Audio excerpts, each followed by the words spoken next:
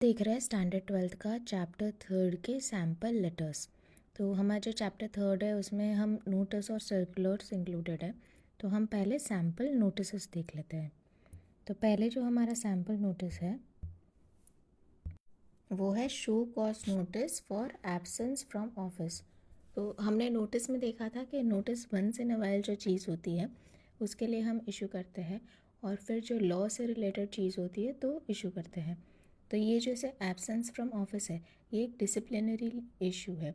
तो मतलब सब लोग तो इनडिसिप्लिन नहीं होंगे, कोई एक आध पर्सन ऐसा होगा जो इनडिसिप्लिन्ड है और जिसके खिलाफ आपको एक्शन लेना पड़ता है। तो यहाँ पे आप नोटिस इशू कीजिए।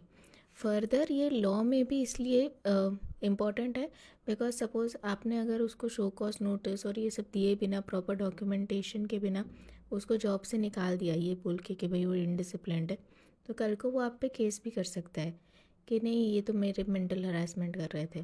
तो आपको पूरा जो नोटिस और सब दे के उसको प्रॉपर चांस देना है, उसका जवाब देने का, उसके वो जो भी इनडिसिप्लिन कर रहा है उसका जवाब देने का चांस देना है। और उसके बाद ही आप फिर भी सुधरे नहीं तो फिर आप उसको निकाल सकते हो। तो इसीलिए और अगर आपने ये सब नहीं किया तो वो कोई भी लॉ के अंदर आप पे केस कर सकता है। तो इसलिए आपको ये नोटिस इशू करना है which is once in a while thing. तो पहले आप अपना लेटर हेड बनाएंगे, कंपनी का नाम लिखेंगे, उसका एड्रेस लिखेंगे, नीचे तारीख होगी, और फिर आप किसको लिख रहे हैं का नाम आएगा कि यहाँ पे हम हर्षल पटेल सीनियर क्लर्क को लिख रहे हैं। हमारा सब्जेक्ट क्या है? Show cause notice for absence from office. So sir का फिर हम सैल्यूटेशन लिखेंगे। उसके बाद हमें डायरेक्ट व्यू पॉइंट पे ही आना है। यहाँ पे इंट्रोडक्शन या इसके किसकी ज़रूरत नहीं है, क्योंकि वो जो एम्प्लॉई है आपका उसको पता है आप कौन हो। आपको पता है एम्प्लॉई कौन है, क्या उसका बैकग्राउंड रहा है, कौन से पोस्ट पे काम कर रहा है, कौन से डिपार्टमेंट में काम कर रहा है, आपको सब कुछ पता है। तो आपको कुछ इंट्रोडक्शन की ज़रूरत नहीं है, आप डायरेक्ट पॉइंट पे आ जाओ कि भाई इस तारीख को आप ऑफिस में नहीं आए थे और आपने किसी का परमिशन भी नहीं लिया। एब्सेंस का क्या मतलब है? लीव अलग चीज़ है, एब्सेंस अलग चीज़ है। लीव मतलब आप अपने सीनियर को बोला था कि भाई मैं इस तारीख को छुट्टी पे रहूँगा, सीनियर ने बोला था हाँ ठीक है आप रहो, परमिशन दिया था आपको, और फिर आप चले गए, तो वो लीव हुआ। एब्सेंस मतलब आपने किसी को इन्फॉर्म ही नहीं किया है, सीनियर को इन्फॉर्म नहीं किया, परमिशन नहीं लिया, ऐसे ही गायब हो गए। तो आप बता रहे हो कि आप ये 15 से 18 तारीख को आप एब्सेंट थे, आपने अपने सीनियर को नहीं बताया, ऑफिस से परमिशन नहीं लिया है, और उसके बाद जब आप 20 तारीख को वापस ऑफिस आए तभी भी आपने जवाब नहीं दिया कि भाई आप क्यों एब्सेंट थे 3-4 दिन। उसके बाद आप अपना रूल बताइए कि भाई ऑफिस में ये रूल है, हमारा जो सर्विस रूल है उसके हिसाब से ये है कि अगर कोई पर्सन एब्सेंट रहता है तो उसको रिटर्न में आने के बाद विद इन 7 डेज़ रिटर्न में जवाब देना है कि वो क्यों एब्सेंट था। लेकिन आपने आज तक कभी कोई जवाब नहीं दिया है। और फिर उसको फाइनली आपको क्लियरली बताना है कि अगर वो इनडिसिप्लिन रहा तो उसका क्या नतीजा हो सकता है। उसका ये नतीजा हो सकता है कि अगर आपने इनडिसिप्लिन कंटिन्यू किया तो आपको ऑफिस में से रिमूव भी कर सकते हैं। तो आप ये क्यों बता रहे हो? ताकि वो सामने वाला थोड़ा उसको सीरियसली ले, और कल को कोई ये नहीं बोले कि मुझे पता नहीं था कि ऑफिस में से निकाल सकते हैं, ऐसा रूल है, मुझे तो लगा यूं ही बोल रहे हैं। तो ये आप प्रॉपर उसको वार्निंग बता दीजिए कि आपको ऑफिस में से निकाल सकते हैं, और फिर फाइनली उसको आपको उसको चांस देना है जवाब देने का। तो आप उसको बताए कहिए कि काइंडली एक रिटर्न रिप्लाई, ये शो कॉज नोटिस के जवाब में एक रिटर्न रिप्लाई सबमिट कीजिए। So it was observed that you remained absent from office from 15 January to 18 January without informing your senior and without taking permission from office. Also, you have not given a written reason for absence even after joining 20th January. तो यहाँ पे मैं ऐसे क्यों लिख रही हूँ? Because 19 January Sunday था, मैंने वो कैलेंडर में देखा था। अगर आपको ऐसे संडे मंडे याद नहीं रहता तो कोई इशू नहीं है, आप कोई भी डेट डाल सकते हो। तो मतलब ऐसे लिख सकते हो कि भाई 12 से लेके 15 तक, और फिर आप 16 को ऑफिस नहीं आए, ऑफिस 16 को आपने जवाब नहीं दिया जब आप ऑफिस आए तब। You may note that as per service rules of employees, अभी आप उसको रूल बता रहे हो। If any employee remains absent without informing senior and also does not give return explanation for absence within 7 working days, then disciplinary action can be taken against such employees. तो आपने अपने service rule का जो terms and condition होते हैं job करने के, उसमें सर्विस रूल्स में कुछ ना कुछ लिखा होता है ना कि भाई आपका ऑफिस का टाइमिंग क्या रहेगा, आप ऑफिस में आओगे तो आपको क्या क्या फॉलो करना है, आपको कितनी छुट्टियाँ मिलेगी, छुट्टियाँ किस तरीके से अप्रूव होगी, किस तरीके से सैंक्शन होगी, अगर आप बिना छुट्टी के चले गए तो क्या एक्शन होगा। तो उसमें ये लिखा हुआ है कि अगर आप एब्सेंट रहते हो और आप जवाब भी नहीं देते हो तो फिर हम डिसिप्लिनरी एक्शन ले सकते हैं। In such cases the employ can be remove from office also if explanation is not found satisfactory. तो आप उसको एक वार्निंग दे रहे हो कि आपका एक्सप्लेनेशन मुझे अच्छा नहीं लगा तो मैं आपको रिमूव भी कर सकती हूँ ऑफिस में से। In this regard you are directed to give a written reply to show cause for remaining absent from office. तो शो कॉज नोटिस का हमेशा जवाब मांगना है। नेक्स्ट है show cause notice for absence from office during duty hours. तो ये similar है, इनडिसिप्लिन वाला इशू है। तो अगेन आप लेटर हेड बनाइए, आप एड्रेस में लिखिए कि भाई किसको एड्रेस कर रहे हो। उसके बाद आप डायरेक्ट टॉपिक पे आ जाइए कि भाई आप इस तारीख को इतने बजे से इतने बजे तक ऑफिस आवर्स जो थे तब ऑफिस आए थे, फिर ऑफिस में से वापस चले गए थे, गायब हो गए थे, फिर हम आपको बुला रहे थे, आप फ़ोन नहीं उठा रहे थे। और क्या कहते हैं, और फिर आप अपना रूल बता दीजिए कि सर्विस रूल के हिसाब से अगर आप अपने सीनियर को बताए बिना वर्किंग आवर्स में गायब हो जाते हो तो हम आपके सामने डिसिप्लिनरी एक्शन ले सकते हैं और हम आपको जॉब से निकाल भी सकते हैं। सो आप प्लीज़ अपना रिटर्न रिप्लाई सबमिट कीजिए शो कॉज नोटिस का, ताकि हम मतलब डिसाइड कर सकें कि भाई आपका जवाब सेटिस्फैक्ट्री है कि नहीं। So it was observed that you remained absent from office during duty hours from 15 January to 18 January without informing your senior and without taking permission. तो अगर आपने सीनियर को इन्फॉर्म किया है और आप ऐप से कभी कभी ऐसा होता है ना, हम ऑफिस गए लेकिन फिर घर से कुछ अचानक से फ़ोन आ गया या फिर हमारा कुछ ऐसा काम है जो सिर्फ आधे घंटे का काम है, तो उन्हें सीनियर को बता दिया कि सर आधे घंटे के लिए बाहर निकलना है, तो वो आपको अलाउ कर सकता है कि हाँ ठीक है आधे घंटे में वापस आ जाना आप काम ख़त्म करके।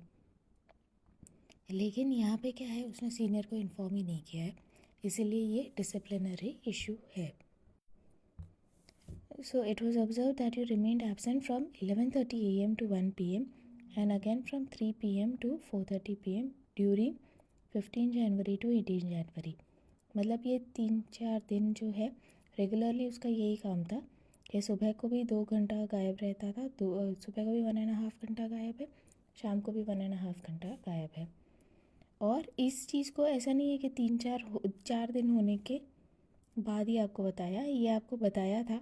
You had been orally reprimanded by accounts manager on 17 January afternoon.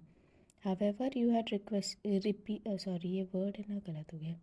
However, you had repeated the behavior during 17 January afternoon and 18 जनवरी। तो आपको ओरली बोला था 17 जनवरी को ऐसा मत करो, गायब मत हो, ऑफिस सेक्शन में बैठो, लेकिन फिर भी आप 17 जनवरी आफ्टरनून को वापस गायब हो गए, 18 जनवरी को भी नहीं आए। तो आपने पूरा बैकग्राउंड बता दिया कि आपने क्या क्या गलती की है, वो आपने बैकग्राउंड बता दिया। अभी गलती क्या की है वो बता दिया, अभी बताओ कि रूल क्या है। So you may note that as per service rules of employee, if any employee remains absent during working hours without informing senior, then disciplinary action can be taken against such employees. In such cases, the employee can be removed from office also if explanation is not found satisfactory. In this regard, you are directed to give a written reply to show cause notice for remaining absent during working hours. Class में उससे आप reply मांग लीजिए। Next again disciplinary issue है, उसमें आप ये लिख रहे हो कि show cause notice for not wearing ID card. तो इसमें स्टार्टिंग में ही मतलब थोड़ा फॉर्मेट चेंज कर दिया है, इसमें स्टार्टिंग में थोड़ा एक रूल बता दिया है बस। उसमें लिखा है कि as you are aware it is a rule that all employees should wear the ID card during office hour. This rule has been implemented to ensure safety of employees and office asset. It is observe that you are habitually not wearing ID card during office hour. मतलब habitually word क्यों डाला है, मतलब ये कि एक आध दिन का ये नहीं है, आप रेगुलरली नहीं पहनते हो।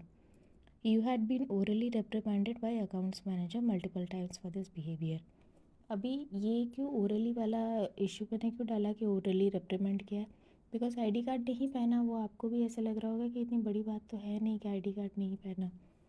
तो इसीलिए आप बोल रहे हो कि भाई ओरली भी आपको बोला है और उसके आप इम्प्लीकेशंस भी बता रहे हो कि भाई तू आईडी कार्ड नहीं पहन रहा है तो उसके वजह से क्या क्या प्रॉब्लम हो रहा है, और फिर भी तुम समझ नहीं रहे हो, इतने बार बोलने के बाद भी नहीं समझ रहे हो, तो फिर वो थोड़ा सीरियस इशू हो जाता है. Also the security personal have also reprimanded you from entering to office without identity card on two different occasions. However, you have continued this obstructive behavior.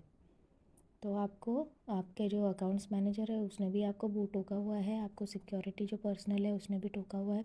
आपने ये भी बता दिया कि आईडी कार्ड पहनना क्यों ज़रूरी है. आपने सेकंड लाइन में लिखा है ना कि this rule has been implemented to ensure safety of employees and office assets. तो आपकी सेफ्टी के लिए, ऑफिस के जो सामान है उसके सेफ्टी के लिए आपको आईडी कार्ड ज़रूरी है, लेकिन आप नहीं पहन रहे हो. उसके बाद आप रूल बता दीजिए कि अगर कोई रूल क्या है कि as per service rules of employees, if any employee habitually violates any office rules and regulations and obstructs the discipline in the office, then disciplinary action can be taken against that employees. मतलब कोई employee habitually मतलब regularly कोई भी office का rule and regulation तोड़ता है तो फिर उसके खिलाफ डिसिप्लिनरी एक्शन ले सकते हैं.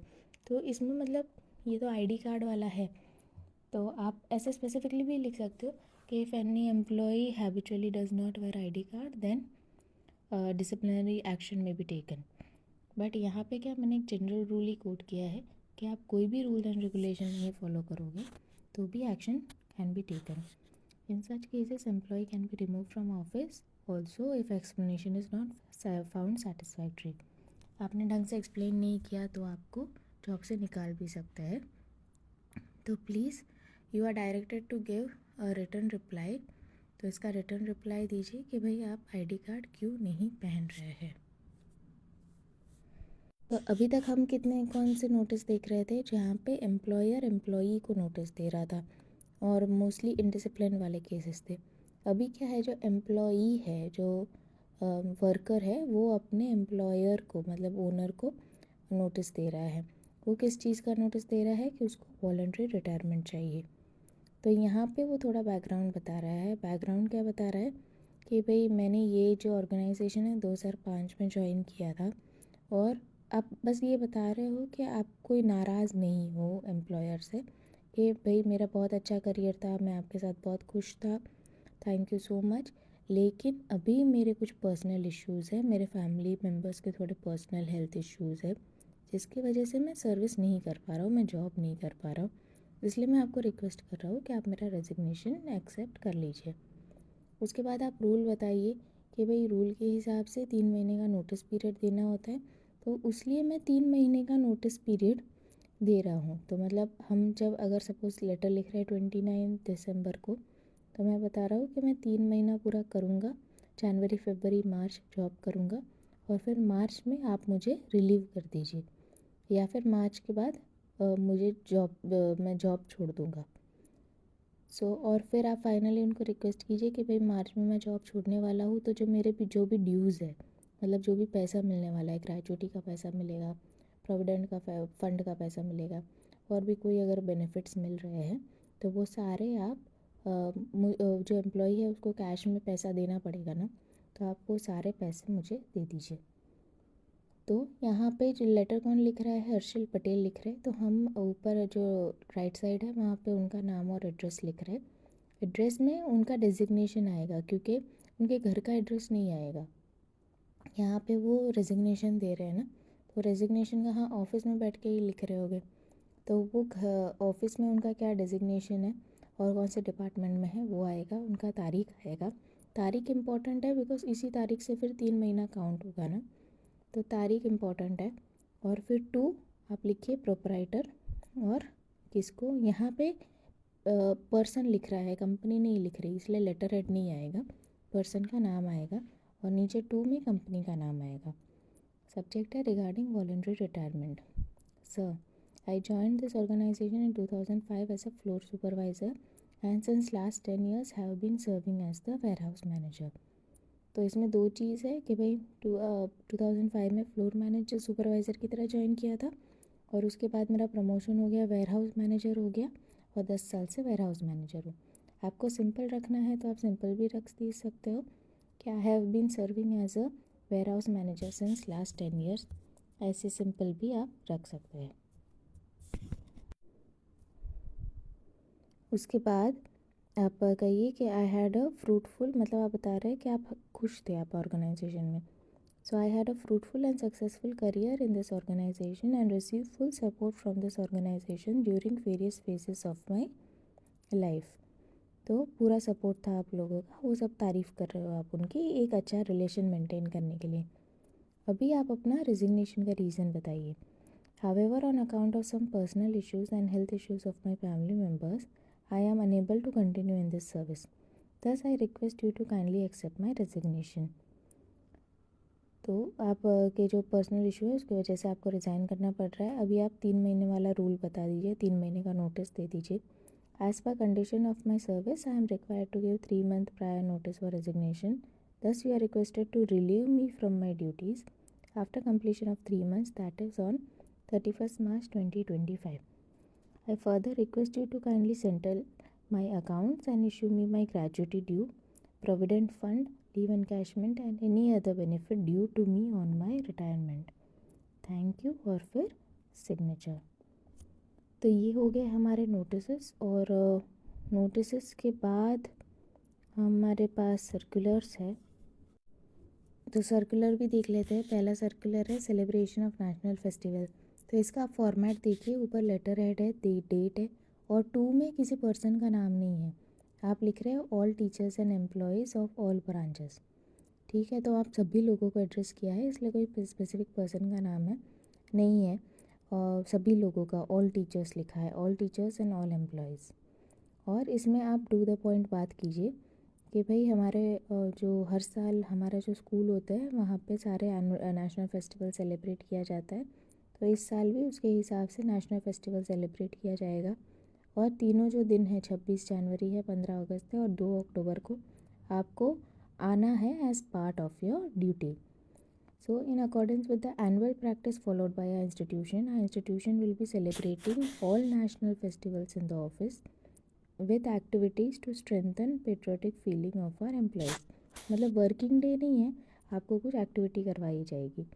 Accordingly, teachers of all classes, support staff and all employees have to remain present on 26 January, 15 August and 2 October as part of your duty। और लास्ट में आप योर सिंसियरली करके साइन कर देंगे। और फिर आपको ये सभी ब्रांचेस को देना है ना, आपको टीचर्स, सभी टीचर्स को ये कॉपी जानी चाहिए। तो आप कॉपी टू क्या करोगे, ऑल टीचर, सारे टीचर्स को कॉपी टू करोगे। और जितने भी ब्रांचेस है, जैसे स्कूल होते हैं उसमें भी अकाउंट्स ब्रांच होगा, एडमिन ब्रांच होगा, वो सभी ब्रांचेस को भी आप देंगे। तो आप कॉपी टू में सारे ब्रांचेस का नाम लिखिए। नेक्स्ट है circular regarding campaign to save water and electricity. तो इसमें वापस आपके लेटर हेड पे होगा और ये किसको एड्रेस्ड है, to employees of all branches, या फिर आप ऐसे लिख सकते हो all employee of all branches. So subject रहेगा उसके बाद आपका circular regarding campaign to save water electricity. और फिर डायरेक्ट आप पॉइंट पे बताइए कि जीओजी ने इंस्ट्रक्शन दिया है कि पानी और इलेक्ट्रिसिटी बचाना है, तो उस हिसाब से आपको सभी एम्प्लॉयज़ को इंस्ट्रक्ट किया जाता है कि आपको ये 4 स्टेप फॉलो करने हैं। So, as per the instruction of Government of Gujarat, all institutions are required to take certain steps to save water and electricity. Accordingly, all employees are advised to take care of the following. First है कि आप AC light, मतलब आप सोचिए आप पानी और electricity बचाने के लिए क्या करेंगे, वो सारे पॉइंट्स लिख दीजिए कि एसी लाइट फ़ैन वो सब रूम छोड़ने से पहले, ऑफिस छोड़ने से पहले आप बंद कर दीजिए। सेकंड है एयर कंडीशनर बिना वजह यूज़ मत करो। थर्ड है सारे वाटर टैप जो है वो यूज़ करने के बाद प्रॉपरली बंद करो। और फोर्थ ये है कि अगर आपको दिखता है कि कोई टैप में कोई लीकेज है तो तुरंत उसको रिपोर्ट करो और रिपेयर करवाइए। सो एंड दिस फाइनली आप लिखिए this circular is effective immediately, your sincerely, और फिर नीचे साइन और कॉपी टू में ऑल ब्रांचेस। नेक्स्ट है circular regarding speedy assessment of exam paper. तो अगेन आप लेटर हेड लिखिए, डेट लिखिए और किसको एड्रेस कर रहे हो, to teachers of all classes and employees of all branches. तो इसमें आपको एक बस ये रीज़न बताना है कि अचानक से क्यों स्पीडी असेसमेंट करना है। तो आप ये बता रहे हो कि एज़ पर इंस्ट्रक्शंस ऑफ जीओजी, ऊपर जो सेव वाटर वाला था उसमें भी आपने लिखा as per instruction of GOG। उसके पहले जो ये था हॉलीडे वाला, उसमें उसमें भी आप लिख सकते हो as per instruction of GOG, या फिर उसमें आप ऐसे लिख सकते हो कि जैसे हमने लिखा था कि एज़ पर आर एनुअल प्रैक्टिस, कि भाई हमारा GOG का कोई इंस्ट्रक्शन नहीं है, ये हमारा ही एक रूटीन है कि हम सारे नेशनल हॉलीडेज़ मनाते हैं, तो उस हिसाब से हम इस साल भी मनाएंगे। तो यहाँ स्पीडी असेसमेंट में हम लिख रहे हैं कि GOG ने बोला है कि आप सभी जो बच्चे हैं, ये स्टैंडर्ड 9th के जो बच्चे हैं, उनका रिज़ल्ट आप 15 अप्रैल से पहले दे दो। तो हमारी जो इंस्टीट्यूशन है उसने डिसाइड किया है कि सिर्फ स्टैंडर्ड 9th के नहीं, हम सारे ही बच्चों का 15 अप्रैल से पहले रिज़ल्ट दे देंगे। हाँ, तो फिर आप बोल रहे हो कि क्लास 1 to 9 और क्लास 11 सभी का हम 5 अप्रैल से पहले रिज़ल्ट दे देंगे। तो उसके लिए टीचर्स को और स्टाफ को क्या क्या काम करना है उसका आप डेट बता रहे हो। So as per instruction of GOG, all educational institutions are required to upload result of the final exam of standard 9 to government website before 15 April for convenience of students and parents. Accordingly, this institution has decided to declare results of all classes, that is class 1 to 9 and class 11, before 5th April 2025. So for this, all teachers and staff are advised as follows. तो उसके लिए सभी teachers को क्या करना है? All teachers are accordingly advise to complete the assessment of examination paper within 3 days from completion of the exam, that is by 25 March. तो यहाँ पे मैं एज्यूम करिए 22 मार्च को एग्ज़ाम ख़त्म हो जाएगा, तो 3 दिन के अंदर मतलब 25 मार्च तक आपको देना है। या फिर आप डेट नहीं लिख सकते हो, सिंपल लिख सकते हो कि आपको सारे टीचर्स को अपना एग्जामिनेशन पेपर का असेसमेंट 25 मार्च तक कंप्लीट करना है। या फिर आप लिख सकते हो ऑल टीचर्स को अपना assessment of examination papers with in 3 days complete करना है। और फिर उसके बाद लिखना है कि आपको उसके बाद टीचर क्या करती है, आपका एक बार पेपर चेक होता है, उसके बाद आपके जो भी मार्क्स है, क्योंकि आपके तो 7-8 सब्जेक्ट्स हो गए सपोज़, तो 7-8 हर इंसान को वो 8 सब्जेक्ट में कितना मिला है उसका एक एक्सेल शीट बनता है। तो वो टीचर्स को एक्सेल शीट कब सबमिट करना है स्कूल को? बाय 27 मार्च। उसके बाद आपने जो भी टीचर ने एक्सेल शीट बनाई है वो सही तो है ना, एक बार कोई चेक तो करेगा ना उसको। तो office staff will verify the results of all classes bye 3rd अप्रैल। तो उसके लिए ऑफिस स्टाफ उनकी हेल्प कर रहा है चेक करने में। और फिर फाइनली 3rd अप्रैल को ऑफिस स्टाफ ने चेक कर लिया, वो बोलेंगे कि हाँ हाँ सब कुछ सही है। तो उसके बाद टीचर जो है वो मार्कशीट बनाएगी 4th अप्रैल को और फिर ऑफिस में मतलब स्कूल में सबमिट करेंगे। So, all teachers, support staff and school employees to take note of the revised timeline and strictly adhere to the timeline. उसके बाद आप बोल रहे हो कि आपको ये सर्कुलर स्ट्रिक्टली एडर करना है। Copy to all teachers and branches for circulation to all employees. Next है सर्कुलर रिगार्डिंग पार्किंग। तो यहाँ पे आप क्वेश्चन में आपको दिया है कि आप एक गवर्नमेंट हॉस्पिटल हो, तो इसीलिए आपको जो लेटर हेड है उसमें गवर्नमेंट हॉस्पिटल का लेटर हेड बनाना है, तारीख लिखनी है, और 2 में किसको लिखोगे? सारे एम्प्लॉयज़ ऑफ ऑल ब्रांच। और आपका सब्जेक्ट क्या है वो आपका टॉपिक में ही दिया है कि पार्किंग इन अलॉटेड स्पेस ओनली। तो यहाँ पे भी आपको टू द पॉइंट ही लिखना है कि भाई आप सबको स्पेस अलॉट किया है लेकिन आप लोग अपना अलॉटेड स्पेस में पार्किंग नहीं कर रहे हो, जिसके वजह से ट्रैफिक में इश्यूज़ हो रहे हैं या फिर ऑब्स्ट्रक्शंस हो रहे हैं, डिस्टर्बेंस हो रहे हैं। तो आप लोगों को बोला जा रहा है कि आप अपनी प्लेस पे ही पार्क करो और ये स्ट्रिक्टली फॉलो करो। देखो जो भी ऐसा सर्कुलर है ना जिसको स्ट्रिक्टली फॉलो करने की ज़रूरत है, तो उसमें लिखो कि circular is to be strictly followed. या फिर अगर कोई ऐसा है जैसे वो इलेक्ट्रिसिटी वाला था कि दिस इज़ इफ़ेक्टिव इमीडिएटली, तो इस तरीके से उसका जो इम्पैक्ट है वो आप बताइए। So all employees of the hospital, including doctors, nurses and other staff of the hospital, have been allotted parking space in the basement of the hospital. However, it is observed that most employees are either parking in the ground floor or parking in space allotted to other employees. This is regularly creating obstruction and disturbance in the regular working of the staff.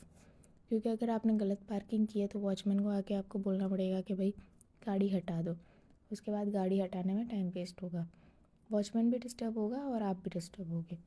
तो ये obstruction create कर रहा है। All employees are hereby advised to strictly park their vehicles only in their allotted parking. So आप बोल रहे हो कि आपको स्ट्रिक्टली इधर करना है सर्कुलर को। No relaxation in this regard will be given. और आप कोई भी रिक्वेस्ट करोगे बात नहीं मानी जाएगी। उसके बाद आपको योर सिंसियरली लिख के साइन करना है। और कॉपी किसको देनी है? आपने एड्रेस किसको किया? एम्प्लॉयज़ ऑफ ऑल ब्रांचेस, तो आप कॉपी भी ऑल ब्रांचेस को दोगे। और आप पर्पस बताओगे कि आप ऑल ब्रांचेस को कॉपी क्यों दे रहे हो, ताकि वो अपने एम्प्लॉयज़ में सर्कुलेट कर सके। तो इसके साथ हमारा नोटिस और सर्कुलर्स कंप्लीट हो गया। हम नेक्स्ट सेशन में मेमोज देख लेंगे। Thank you.